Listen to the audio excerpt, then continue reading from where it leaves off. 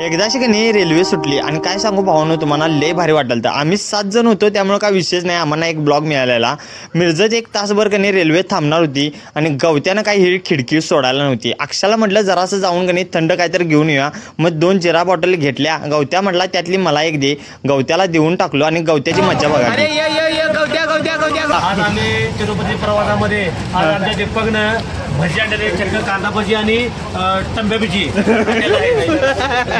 आणि इथं काकडी पण आणलेली आहे, परत चकल्या आणलेल्या आहेत, भात आमटी आणलेला आहे आणि आपल्यानं आमच्या काहीतरी वेगळं काहीतरी पदार्थ आणलेला आहे, आणलेला आहे, कांद्याची भाजी आणलेली आहे आणि सगळ्यांना आता हे खाण्याचा आनंद घेऊया. गवत्याचे बोलणं ऐकून हसून हसून कामात नाही गेलो. मग जेवून झाल्यावर की नाही प्रत्येकजण आपापल्या जागेवर जाऊन झोपलो आणि तेवढ्यात की नाही बेळगावचा स्टॉप आल्यावर की नाही गवत्याचा कार्यक्रम सुरू झाला. असं घाम घाम घाम चालले पडाले आणि गवत्याला जरासं शांत करूया म्हटलं. मग लिमकाच्या बॉटल 2 घेतल्या. गवत्याला एक बाटली दिली आणि म्हटलं जरासं शांत बस, हे पी आणि की नाही गप घार बस. ह्यानं पिऊन झाले की नाही तेवढ्यात चालू केलं बघा.